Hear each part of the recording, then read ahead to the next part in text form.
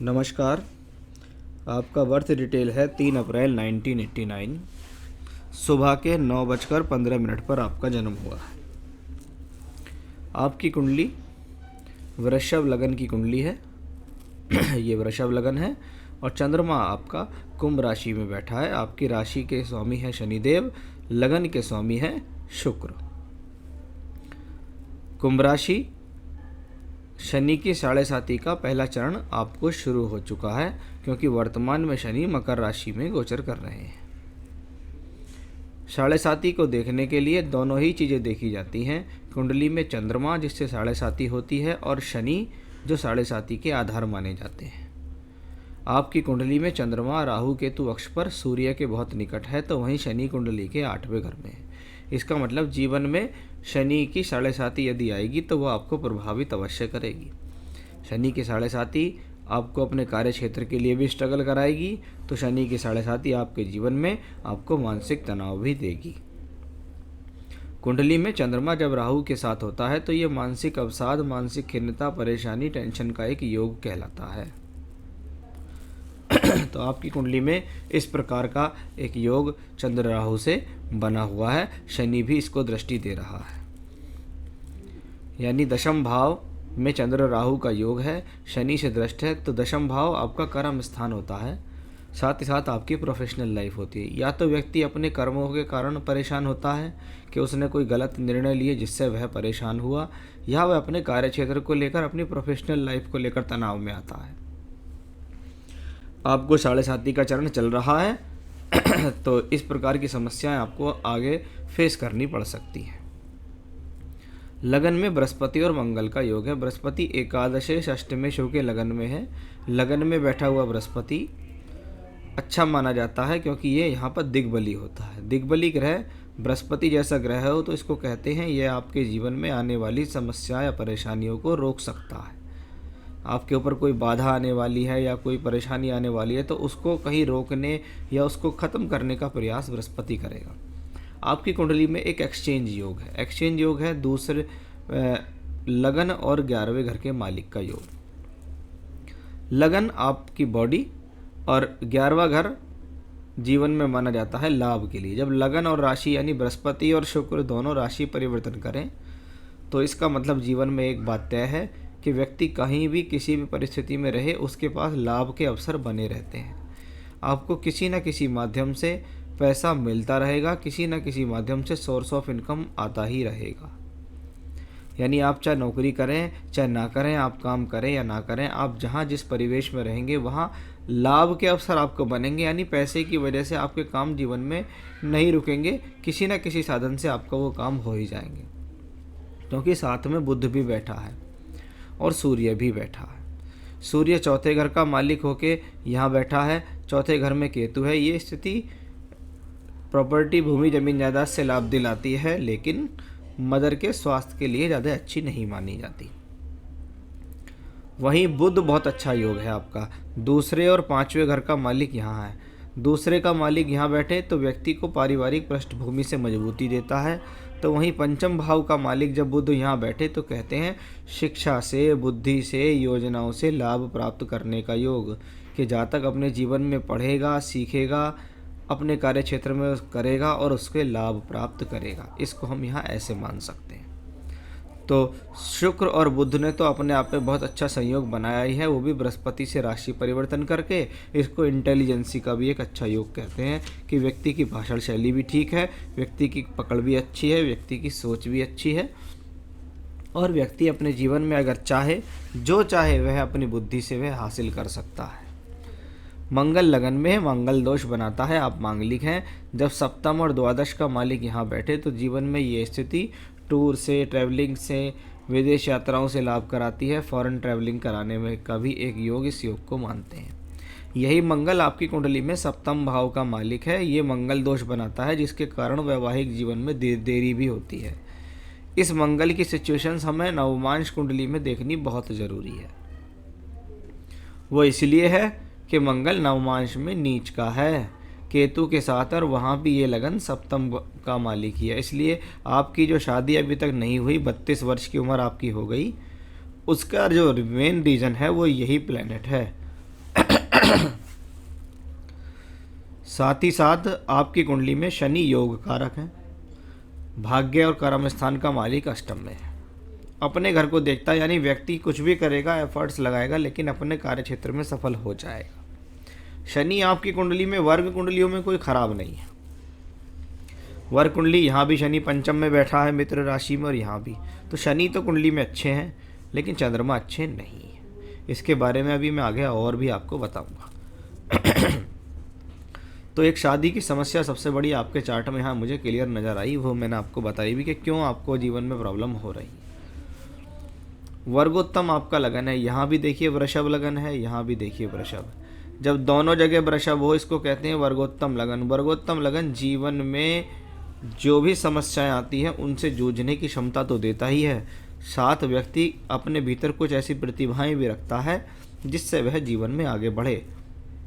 तो वर्गोत्तम लगन अच्छा होता है आयु के लिए, स्वास्थ्य के लिए, सभी तरीके से। शनि की महादशा 2 जनवरी 2022 से शुरू हो गई। कौन है शनि? योग कारक ग्रह। योग कारक ग्रह जीवन में तरक्की के लिए जाना जाता है। यह आपके लगन के मालिक शुक्र का मित्र भी है।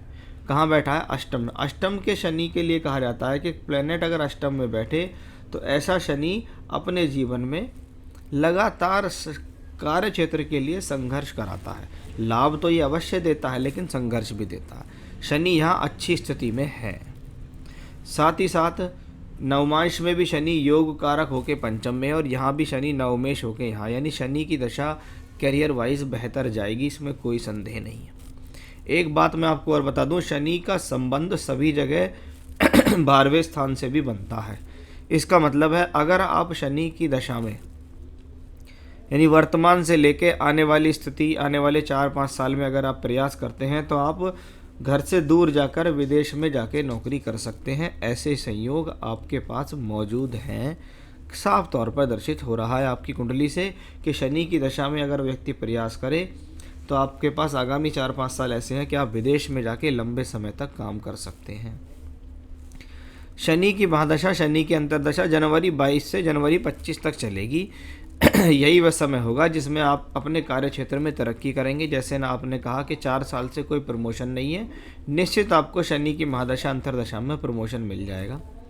ऐसे समय में आपको नौकरी में बदलाव के योग भी मिलेंगे। इसको कहते हैं बदलाव करके प्रमोशन लेने का एक योग, कि जी मुझे दूसरी नौकरी मिल रही है, मैंने वो ज्वाइन कर ली, मेरे को वहाँ अच्छी नौकरी भी मिल गई और तरक्की भी मिल गई। ऐसा आपके साथ 2022 और 23 में भी बहुत हद तक संभव दिखाई दे रहा है। तो आप अपना प्रयास करें, और विदेश की इच्छा है तो बिल्कुल आप प्रयास कीजिए, आपका कार्य आगे वाले समय में हो जाएगा।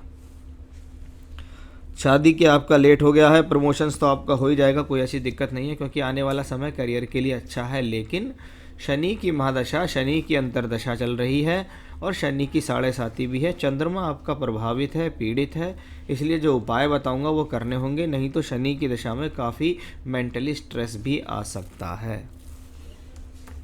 बात करते हैं, क्या शनि कुंडली में शादी कराने में सक्षम है?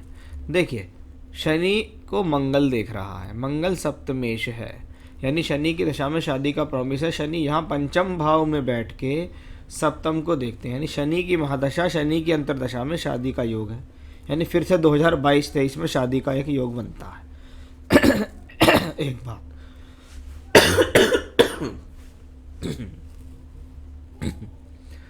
साथ ही साथ